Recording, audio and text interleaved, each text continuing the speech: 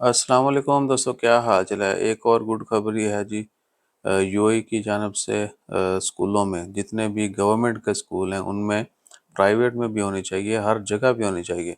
जड़े हालात ने साढ़े सानू जड़ा ना थोड़ी जी सख्त ट्रेनिंग होनी चाहिए कि भाई नमाज पढ़ें, टाइम पे पढ़ें।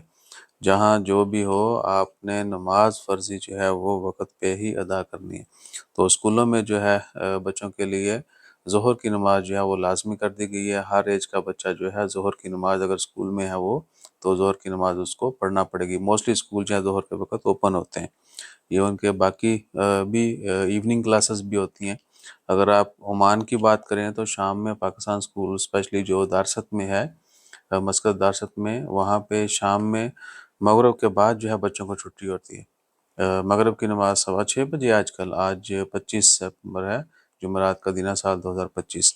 और इवनिंग क्लासों में देखें ज़ोहर के वक़्त, उसके बाद फिर ज़ोहर तो ऑलमोस्ट सभी स्कूलों में हो जाती है, और यानी स्कूल टाइम में ही उसके बाद असर और मगरिब जो है वो भी नमाज़ों में होते हैं।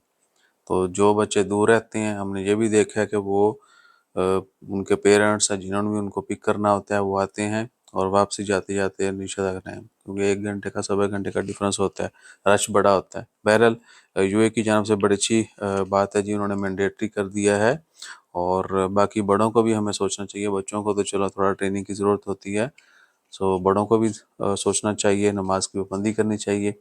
अगर आप 5 वक़्त डेली सुबह उठ के और दोपहर को, शाम को, रात को मस्जिद जाते हैं, आपके बच्चे देखेंगे आपको जाते हैं तो वो भी इसरार करेंगे उनको लेके जाएं।